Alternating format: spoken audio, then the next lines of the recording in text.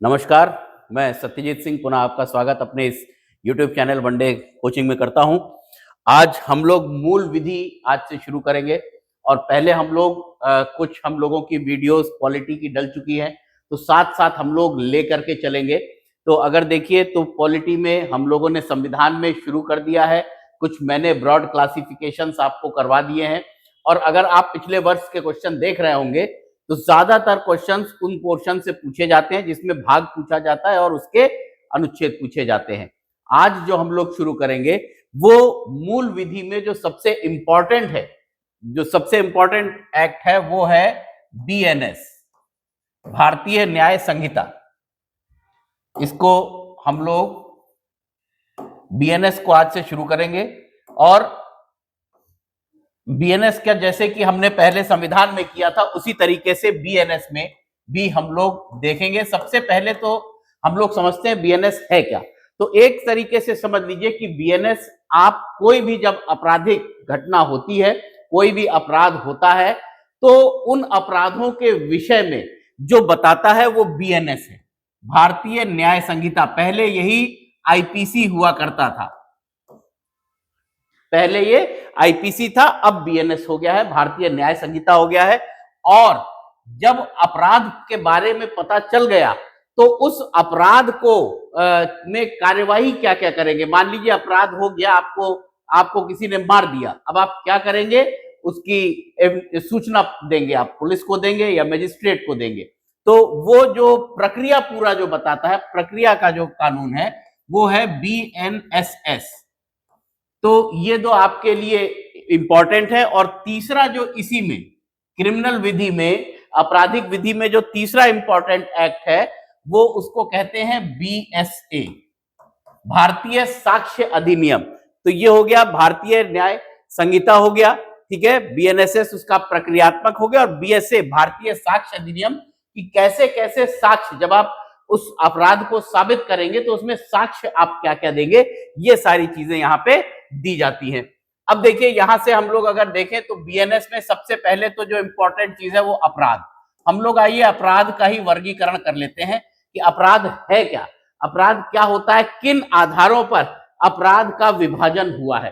तो अगर आप इसको देखिए तो अपराधों का विभाजन मुख्यतः 4 आधार पर होता है, जो आपके भारतीय न्याय संहिता में दिया गया है। 4 आधारों पर अपराध का वर्गीकरण हुआ है। तो पहला जो है वो है अन्वेषण, अन्वेषण के आधार पर कि कब जो है अन्वेषण, जिसको इन्वेस्टिगेशन भी बोलते हैं, इन्वेस्टिगेशन के आधार पर दिया गया है। पहला जो आधार है वो इन्वेस्टिगेशन है। और अन्वेषण के आधार पर अगर आप देखिए तो अपराध की 2 श्रेणियां हैं। एक तो संज्ञेय अपराध, जिसको इंग्लिश में, अच्छा हम लोग इंग्लिश और हिंदी दोनों लेकर के चल रहे हैं क्योंकि कुछ बच्चे ऐसे भी हैं जो इंग्लिश वाले होंगे, तो और कुछ बच्चे, ज्यादातर बच्चे हिंदी के हैं, तो दोनों को हम लोग लेकर के चलेंगे, आप लोग समझते जाइएगा। तो उसको कहा जाता है कॉग्निजेबल ऑफेंस, संज्ञेय अपराध। ऑफेंस, अपराध मतलब ऑफेंस। तो यहां पे पहला जो आधार हो गया अपराध के वर्गीकरण का वो होता है अन्वेषण के आधार पर, यानी इन्वेस्टिगेशन के आधार पर, जिसके की 2 वर्ग हैं, जिसके आधार पर 2 प्रकार के अपराध हैं, एक संज्ञेय अपराध और एक असंज्ञेय अपराध।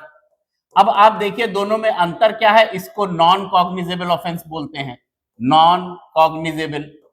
अब दोनों में अंतर क्या है ये इंपॉर्टेंट है। तो दोनों में देखिए अंतर होता है कि संज्ञेय अपराधों के मामले में, संज्ञेय अपराधों के मामले में पुलिस कभी भी गिरफ्तार कर सकती है आपको, और असंज्ञेय अपराध में वो गिरफ्तार नहीं कर सकती। कुछ इसके अपवाद जरूर हैं, आगे हम लोग उन अपवादों को देखेंगे। लेकिन ये देख लीजिए कि पहला तो असंज्ञेय अपराध होता है, दूसरा संज्ञेय, पहला संज्ञेय दूसरा असंज्ञेय, कॉग्निजेबल एंड नॉन कॉग्निजेबल। ये एक आधार हो गया अन्वेषण के आधार पर। उसके बाद जो दूसरा आधार है वो हो गया विचारण के आधार पर। उसका ट्रायल कैसे होगा, विचारण कैसे होगा।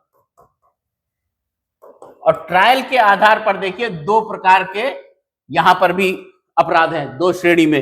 पहली श्रेणी हो गई अन्वेषण के आधार पर, दूसरी श्रेणी हो गई विचारण के आधार पर। और विचारण के आधार पर 2 प्रकार के अपराध हैं, पहला तो हो गया समन मामले, समन मामले जिसको समन केस भी कहा जाता है, समन केस। और दूसरा हो गया वारंट मामला, वारंट मामला जिसको कि कहा जाता है वारंट केस। और ये देखिए ये किस आधार पर है, विचारण यानी ट्रायल के आधार पर। इसका मतलब ये हुआ कि जो समन मामले हैं उनका ट्रायल कैसे होगा, एज अ समन केस, और जो वारंट मामले हैं उनका कैसे ट्रायल होगा, वारंट ट्रायल के रूप में होगा। तो दूसरा ये आधार हो गया। और तीसरा जो आधार होता है वो होता है जमानत के आधार पर। तीसरा जो इनका आधार है वो है जमानत के आधार पर अपराध का वर्गीकरण, यानी कि बेल के आधार पर, on the basis of bail. तो कुछ अपराध ऐसे होते हैं जो क्या होते हैं, जमानतीय, जमानतीय अपराध होते हैं जिनको कहा जाता है बेलेबल ऑफेंस, जिसमें आपको जमानत अधिकार स्वरूप प्राप्त होती है, अधिकार स्वरूप आप जमानत ले सकते हैं, वो हो गए जमानतीय। और दूसरे होते हैं गैर जमानतीय। ऐसा नहीं है कि गैर जमानतीय में आपको जमानत नहीं मिलती है, लेकिन इसमें जो जमानत है वो किसके ऊपर आधारित है, जज के ऊपर। जज चाहे तो दे सकता है, नहीं चाहे तो नहीं दे सकता है। लेकिन जमानती अपराधों में तो सीधे सीधे है कि जमानत का आधार, आप अधिकार स्वरूप जमानत ले सकते हैं जमानतीय मामलों में। और गैर जमानतियों में किस पर है, जो न्यायालय है उसके ऊपर डिपेंड करेगा कि वो जमानत आपको देती है अथवा नहीं देती है। और जो चौथा आधार है अपराधों के वर्गीकरण का, वो आधार होता है शमन के आधार पर। तो शमन का आधार के आधार पर, जिसको कि आप ये कह सकते हैं कंपाउंडेबल, कि कौन से वो मामले हैं, क्योंकि इसका भी एक अलग टेबल दिया गया है। जो बीएनएसएस है उसमें एक टेबल दिया गया है कि कौन से मामलों का शमन हो सकता है। यानी कि अगर मामला चल रहा है, कोई क्रिमिनल ट्रायल चल रहा है या क्रिमिनल मामला है, तो उसमें कुछ मामले बताए गए हैं जहां पर कि आप शमन कर सकते हैं, दोनों पक्षकार आपस में बैठ के सुलह समझौता से निपटा सकते हैं, अदरवाइज नहीं निपटा सकते। बहुत सीधा सी बात, क्योंकि आप देखिए अंतर क्या है सिविल प्रक्रिया, सिविल मामलों में और क्रिमिनल मामलों में, कि सिविल मामलों में आप जो दोनों पार्टी होती हैं वो लड़ती हैं, और अगर मामला क्रिमिनल मामला है, आपराधिक मामला है, तो ऐसे में जो राज्य सरकार है वो ये कंसीडर करती है कि ये जो अपराध है ये मेरे विरुद्ध हुआ है। इसलिए देखिए जो आपराधिक मामले हैं उसमें एक पक्षकार हमेशा राज्य होता है, ठीक है।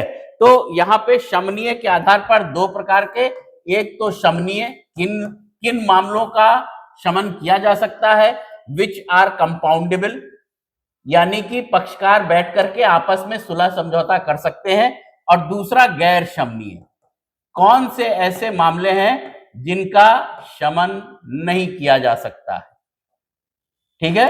तो ये देखिए ये अपराधों का वर्गीकरण है। क्योंकि हम लोग आपराधिक मामले जब पढ़ना शुरू करेंगे उसके पहले हमारे लिए जानना बहुत जरूरी है कि अपराध किन किन आधारों पर वर्गीकरण होता है। तो पहला तो वर्गीकरण अन्वेषण के मामले में, विचारण, जमानत और शयन, कंपाउंडेबिलिटी के आधार पर।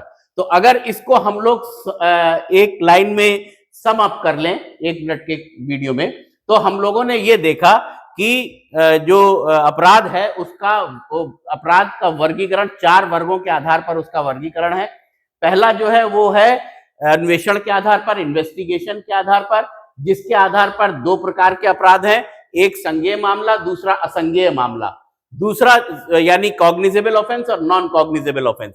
दूसरा जो आधार है अपराध के वर्गीकरण का वो होता है विचारण का आधार, यानी basis of trial. On the basis of trial 2 प्रकार के मामले हैं, समन मामला और वारंट मामला, यानी कि समन केस और वारंट केस।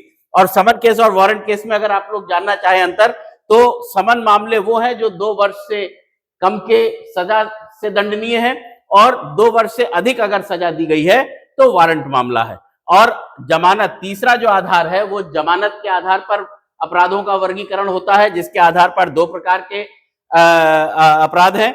एक तो जमानतीय अपराध, बेलेबल ऑफेंस, दूसरा गैर जमानतीय अपराध यानी नॉन बेलेबल ऑफेंस। और चौथा जो आधार है अपराधों के वर्गीकरण का, वो होता है शमन के आधार पर यानी कंपाउंडेबिलिटी के आधार पर। तो इस आधार पर दो प्रकार के मामले हैं, शमनीय और गैर शमनीय, compoundable and non compoundable. Hope, मुझे उम्मीद है कि आप ये वर्गीकरण अपराधों का समझ गए होंगे।